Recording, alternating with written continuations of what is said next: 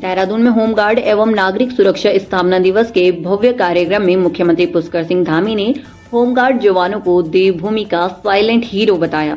मुख्यमंत्री ने जवानों को सैल्यूट करते हुए कहा कि होमगार्ड के जवान बिना थके दिन रात ड्यूटी निभाते हैं, चाहे वह चारधाम यात्रा हो, कुंभ मेला हो या फिर कोई भी कठिन परिस्थिति।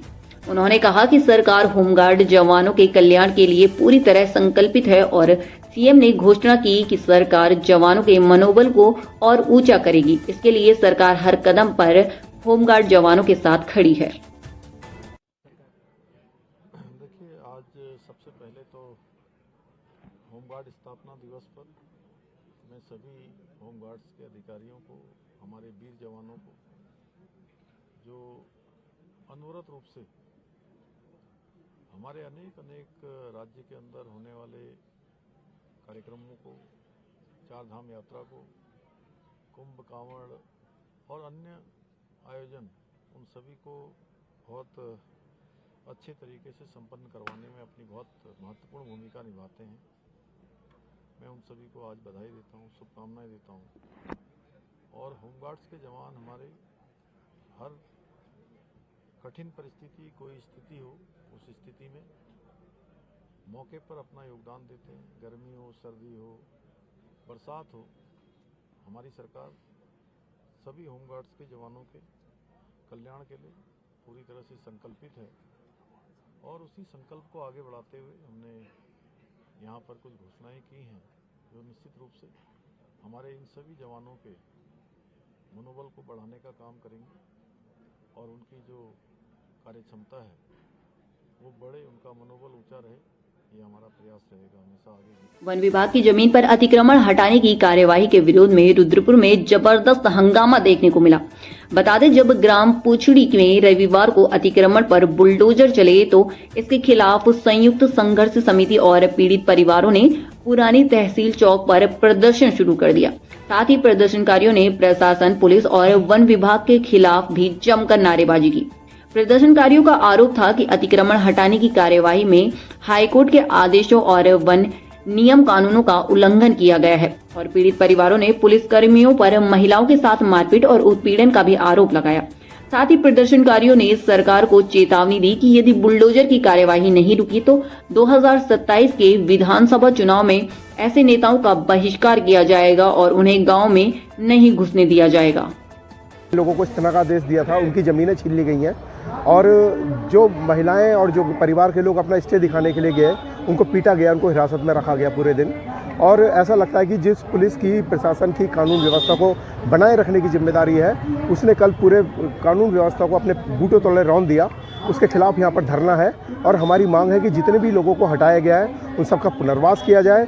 वहाँ पर वनाधिकार कानून 2006 के तहत एक कमेटी का गठन हो चुका है, उसके तहत वहाँ के वनग्राम की जो कार्रवाई चल रही है उसको पूरा किया जाए। जो भी व्यक्ति उत्तराखंड में जहाँ भी रह रहा है उसको वहीं पर मालिकाना हक दिया जाए।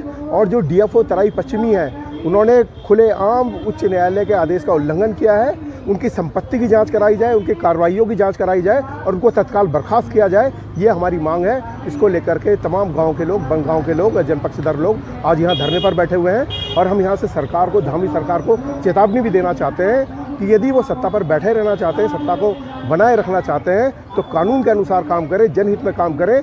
यदि अनसंड बयान दे करके सांप्रदायिकता उत्तराखंड में फैलाने की कोशिश करेंगे, लोगों को उजाड़ने की कोशिश करेंगे, उत्तराखंड की जनता बर्दाश्त नहीं करेगी।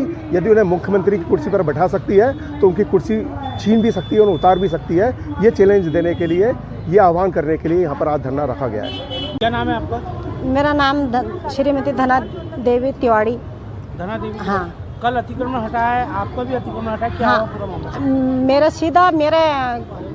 अतिक्रमण में आए, वो सीधा मेरे खेत में को, मेरे ज़मीन में को आए। ज़मीन में मैं गई, स्टे था मेरे पास, कोर्ट का स्टे था।